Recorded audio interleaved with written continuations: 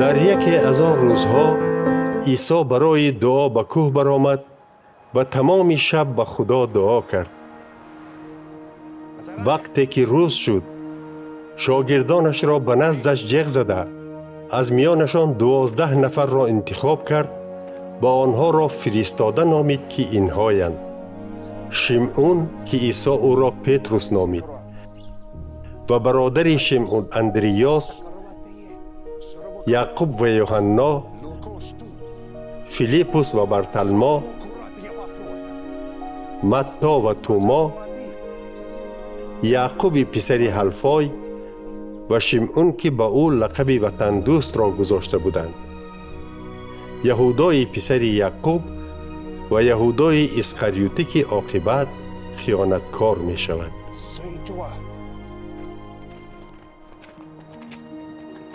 عیسی با شاگردانش از کوه پایان فرآمده در همواری ایستاد.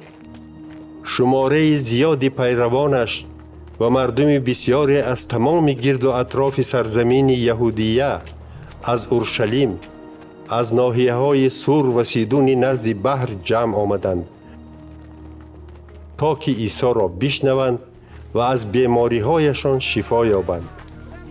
کسانی که از جنها عذاب می کشیدند نیز شفا یافتند. بنابراین همه کوشش می کردند که دست خود را به عیسی رسانند، چون قوه‌ای که از او بیرون می آمد همه را شفا می داد. عیسی به شاگردانش چشم دوخته گفت: خوشبختید شما که حالا بیچاره اید، چون که پادشاهی خدا از آن شماست.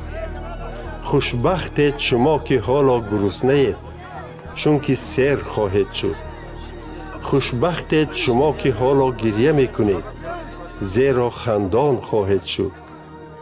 خوشبختید شما وقتی که مردم به خاطر پسر آدمی زاد به شما نفرت دارند، شما را از بینشان میرانند و دشنام داده تهمت میکنند.